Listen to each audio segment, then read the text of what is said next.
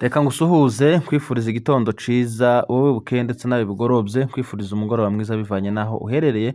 Amahoro y'Imana akomeza abana nawe muri gahunda zawe zose urimo. Ejo twari muri Pentecoste, abakristu mwese ndetse n'abemera ko Kristu yapfuye akazuka umwana w'Imana. Ejo Pentecoste ndizera ko yababereye nziza. Naganiriye n'umwisilamu ejo bundi arambwira ngo aho Kristu wanyu atandukanye na Muhamadi wacu nuko uwanyu yapfuye akazuka, atari ko twebwe uwacu yarapfuye ahera mu gitaka.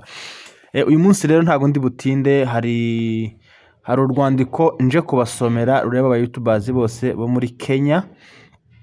Ni urwandiko ruvuga ngo inyandiko mvugo y'inama yahuje executive za Siberika yose Kenya, Sage yose Kenya, komite z'abamama bose, komite y'abanyamuryango bose, komite ya Shalom, komite ya Evangelico, komite ya Agape. Inama yabaye kuwa 4 tariki 21 z'ukwezi kwa gatanu. Inama yatangiye isaa 5:50 cyangwa se 11:50 iyobowe n'umuyobozi mukuru wa Siberika Kenya, umuyobozi cyangwa se nyakubahwa Eric Gategeko. Irangira saa 8:30. Urutonde rw'ibyigwa: kurebera hamwe ingene urubyiruko rwacu ruri gukoresha YouTube cyangwa social media. Aho ngaho niho njewe nshaka gutinda. Ni inama yabaye yaririmo liste y'inama y'abitabiriye inama, hari harimo nimero 1 kugera kuri 72. Abo bantu ni umubare w'abantu bari muri iyo nama. Hari harimo abakuru b'imiryango, ndavuga abakuru b'imirara nibo bari barimo, ndetse n'abasaje ndetse n'abakuru b'amasiberika nibo bari barimo. Ibyo bize ni ibintu byinshi cyane, ariko njyewe ndibanda cyane kuri iki gika kireba social media. Imyanzuro: social media. Nyuma yo kuganira no gutanga ibitekerezo byinshi, inama yanzuye ibi bikurikira kuri side y'aba YouTubers. Yagomba kuba amahugurwa y'abakoresha media bose, bakigishwa uko social media ikoreshwa ndetse n'ingaruka zayo iyo yakoreshejwe nabi. Iyo ni A. B. Nanone hagomba kubaho amahugurwa y'abantu bose ku bijyanye n'uburenganzira bwabo, bakamenya ubudahangarwa bwabo bwo kutavogerwa n'ikinyamakuru icyo ari cyo cyose, ndetse bakamenya amategeko abarenganura mu gihe bahutajwe, bakamenya n'inzira bicamo.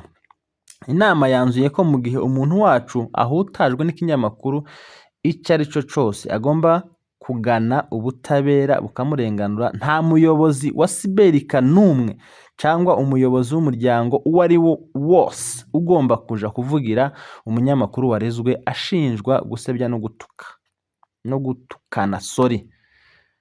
Ibi ngibi ni jewe nibyo ndi bwibandeho cyane. Uru ni urwandiko runini cyane, cyangwa se rufite page isa n'iyagutse y'ibintu byizwe.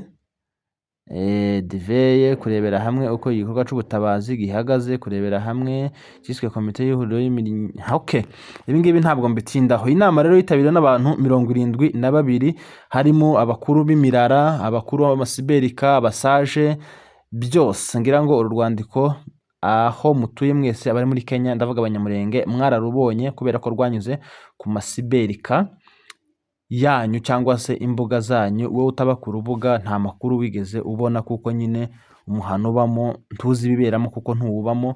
Ni n'amakosa akomeye cyane kuba ubarizwa muri Kasarani utaba ku rubuga rw'umuhana, cyangwa se utaza ukora ibikorwa nk'iby'abandi. Ibi rero ntabwo ndi bubitindeho kandi sindi bubyinjiremo cyane. Ndagira ngo niganirize aba YouTubers bagenzi banje.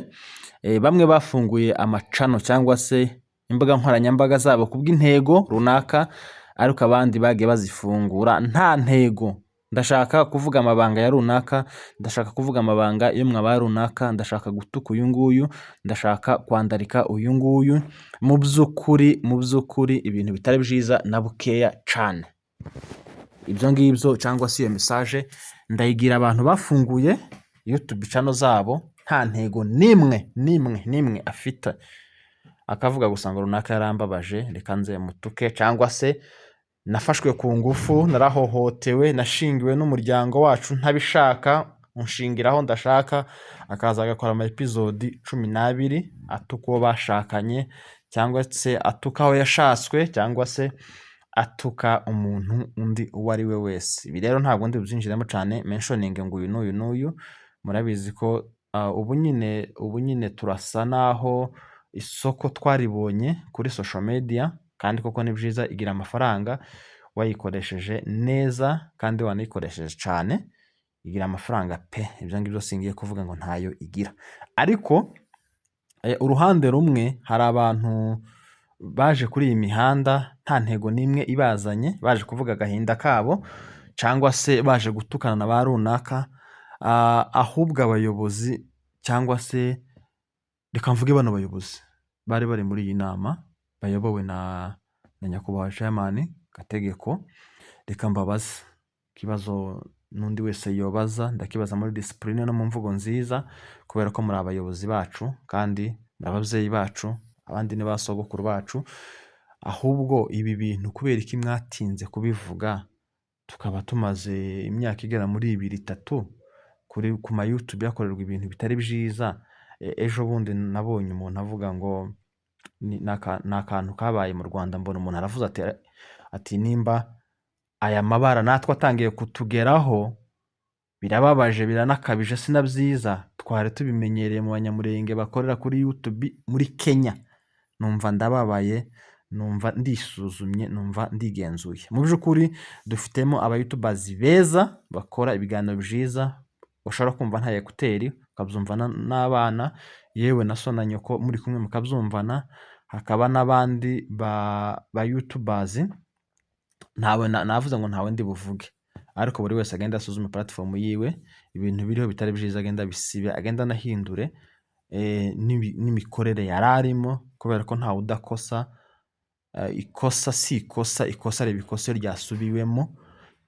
Akavuga ati njyewe uyu munsi ndatera kamera, ndatuka pastor runaka, ndatuka bishop runaka, ndatuka reverend runaka, ndatuka uno mugabo runaka, arampa views kandi kiraza kurebwa, yego ukabikora, ariko nyamara ntiwibuke ko nubwo unagisiba wagikoze, cyangwa nubwo uri gushaka views, uwo muntu ntago mungana, uwo muntu ntago muhuje amateka, ntago muri ku rwego rumwe. Ni umugabo ufite urugo, ni umugabo ufite abamukomokaho, ni umugabo ufite abana, ni umugabo, ni umugore wenda afite umuryango, ni umugore wiyubashe. Gusa we kubera gusa ko baguhaye amakuru yiwe,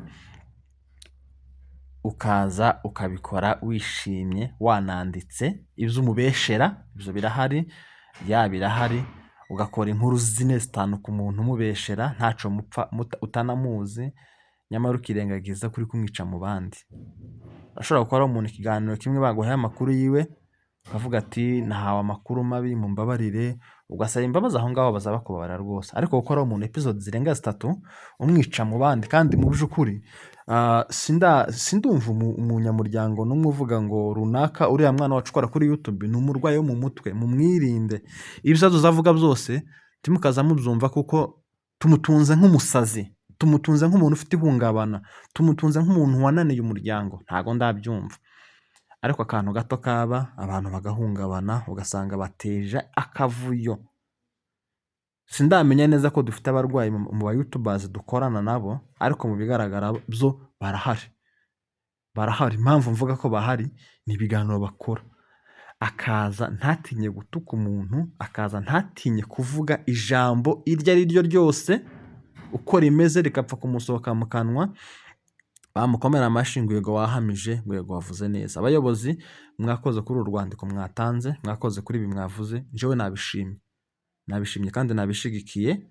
Nafashe umwanzuro ko ibi ngibi nje ntaho nzongera guhurira nabyo habe n'umunsi wa rimwe.